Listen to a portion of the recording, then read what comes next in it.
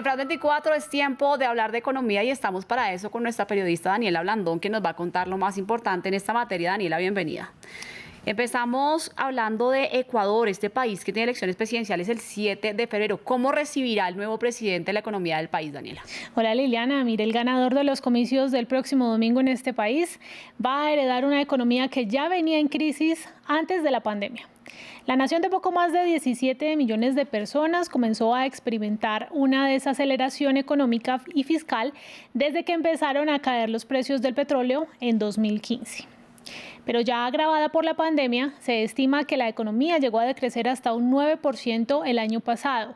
La cifra más reciente de desempleo era de 6,6%, cuando se estaba apenas recuperando del cierre que paralizó el 70% de las empresas y que dejó a 600.000 desempleados. También tiene una pobreza de alrededor del 35%.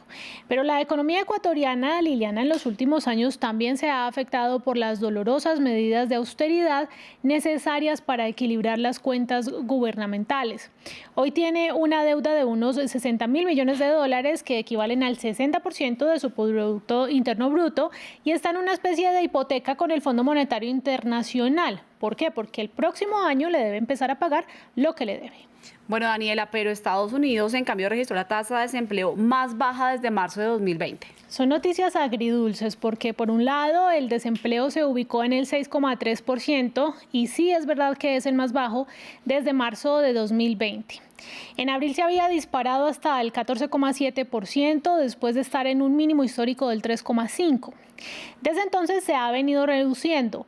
Sin embargo, la generación de empleo es la que está estancada. En el primer mes del año se crearon apenas 49.000 plazas laborales en un país que, recordemos, perdió más de 22 millones de puestos durante la pandemia. De ese total, se estima que solamente se ha recuperado un poco más de la mitad.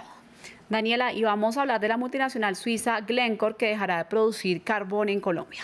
Bueno, su filial colombiana Prodeco es el tercer productor de carbón en 2 minas ubicadas en el norte del país, que lleva operando por más de 30 años. En diciembre, esta empresa le había pedido a las autoridades colombianas que suspendieran sus títulos mineros por 4 años, debido a que los altos costos del combustible encarecen la producción.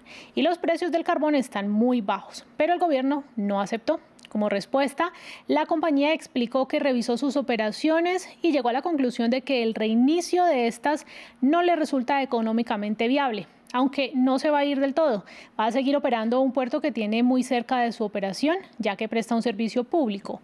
Pero la mayoría de sus más de 1.200 empleados está en las minas y ahora hay incertidumbre porque vendrá, Liliana, el proceso de determinar qué va a pasar con estos yacimientos. Y estas regiones en las que están ubicados pues llevan décadas viviendo prácticamente de la operación carbonífera, bien sea de manera directa o a través de los servicios que presta a esta industria. Daniela, y Corea del Sur construirá la planta de energía eólica más grande del mundo. Dio a conocer este viernes un ambicioso plan de 43.200 millones de dólares para construir de aquí a 2030 una planta de energía eólica. Esto como parte de los esfuerzos, por supuesto, para reducir la dependencia de combustibles fósiles. La cuarta economía más grande de Asia quiere eliminar las emisiones de dióxido de carbono en 2050 y este es considerado un primer paso. Hasta el momento, el parque eólico más grande del mundo es el Hornsea, ubicado en Gran Bretaña, y este aspira a ser 8 veces más grande. Daniela, los indicadores de la jornada. Wall Street cerró su mejor semana desde noviembre con nuevos máximos históricos en sus índices Nasdaq y Standard & Poor's. Así se recuperó de varios días impactados por el fenómeno GameStop. Las bolsas europeas cerraron con resultados dispares tras el descenso del desempleo en Estados Unidos. Y en América Latina los mercados cerraron mixtos sin muchos cambios. Daniela, ¿y la cifra del día? Pues mire, entre 300 millones y 500 millones de dólares en promedio generan en ingresos las regiones anfitrionas del Super Bowl, esto habitualmente, no en pandemia.